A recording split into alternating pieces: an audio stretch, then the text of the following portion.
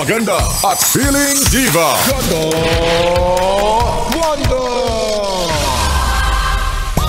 Yes naman, yes, Bren! Natupad din ang hiling ko na sana Friday na! Wow! Taas ang energy nga. Ang next naman na hiling ni Ganda Wanda ay sana bukas tayo ay mayaman na. Wow. Oh, aminin mo, gusto mo rin naman yun, di ba? Mahilig ka sa mga instant eh. Ay, naku. Anyway, mga Yasbrin, it's me. It's a girl, DJ Ganda Wanda. Kasama nyo na ngayong Friday night. And congratulations sa mga Yasbrin ko na makakapagpahinga na rin sa wakas. At sa mga Yasbrin ko naman na kahit weekend, may pasok. Ano na? Di ba sinabi ko sa'yo, wag mong sinasagad ang sarili mo na parang may 5 kang pamilya?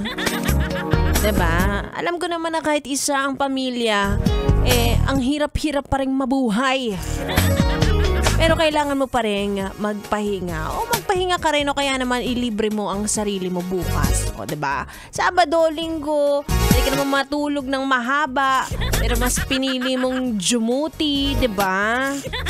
Para naman sa mga walang choice dyan, kagaya namin. Pwede mo namang ilibre ang sarili mo kahit weekend. O kaya kung wala kang jowa, pwede mo namang i-date ang sarili mo. Wala namang masama doon. Kasi minsan, kakatrabaho mo, nung wala ka nang ginawa, kundi magtrabaho, ang buhay mo na lang ay bahay-trabaho. Wala. Napapagod ka eh. Kaya kailangan mong bigyan ng reward ang sarili mo kung walang nagkikiss sa'yo pag umuwi ka. Ang gawin mo, check out ka na lang, diba? Saka naniniwala ako na kapag single, yan yung maraming pera. Diba? Sipin mo, single ka na, kuripot ka pa, ay makakapag-ipon ka talaga niyan nang wala sa oras. Diba? Oo. Focus ka na lang muna sa sarili mo.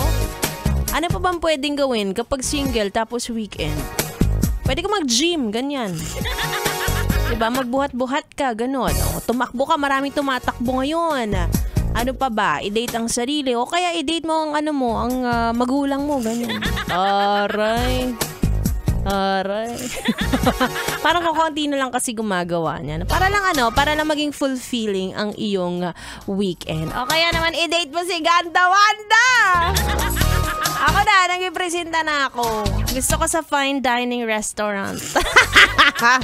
Anyway, Asbren, ano ba pinag-iisipan mo ang gagawin mo ngayong weekend? Samahan mo muna ako hanggang alas 9 ng gabi. Dito lang sa stasyon number 2 sa Metro and Mega Manila. 101.1 Yes FM.